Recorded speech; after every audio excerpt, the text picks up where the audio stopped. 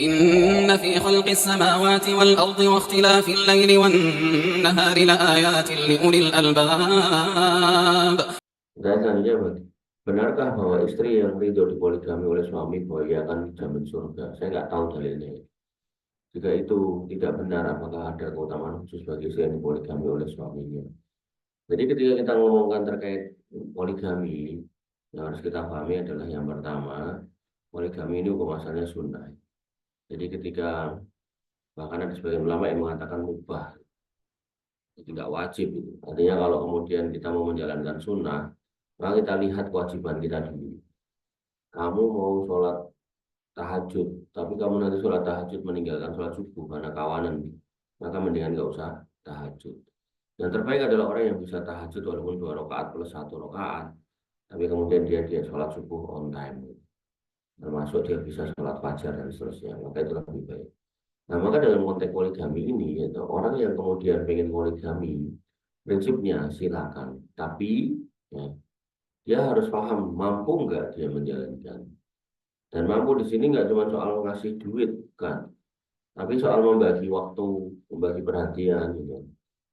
Nah, dia mungkin mampu membagi perhatian, mungkin dia bisa, tapi ternyata istrinya yang pertama nggak mau dipoligami, ya kemudian malah rame. Nah, maka hal-hal seperti ini juga harus difikirkan. Ibaratnya gini, seorang pengusaha yang cerdas, dia nggak akan buka usaha yang kedua kalau usaha yang pertama aja belum jalan.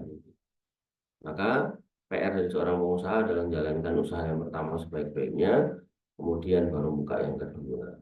Gitu. Maka dalam konteks poligami, orang-orang yang bisa menjalankan dengan baik, maka insya Allah sunnah itu menjadi indah. Tapi kalau kemudian nggak bisa, nekat, maka biasanya yang terjadi adalah permusuhan, konflik, terus KDRT, terus habis itu anaknya terlantar dan seterusnya. Banyak cerita itu. Maka pentingnya kita belajar dan kemudian mengajarkan kepada istri kita, dan kemudian kalau emang kamu punya keinginan-keinginan seperti ini, maka bisa dipahami oleh dua belah pihak. Ada istri ustadz itu kan, ngomong bojone poligami, begitu bojone poligami, dia ditinggal karena harinya dibagi, nggak mau. Loh, jenengan kita poligami ini ngono 2 jam bae. Sisone ning kita terus. Ini kan berarti istrinya ngecolke ndase tapi gojeki buntute gitu. Ngongkon tapi ra entuk gitu. Maka kalau udah seperti itu posisinya, ya nanti khawatirnya laki-laki ini di akhirat akan bertanggung jawab terhadap kondisi yang ada. Dia akan dibangkitkan dengan pundak yang miring gitu.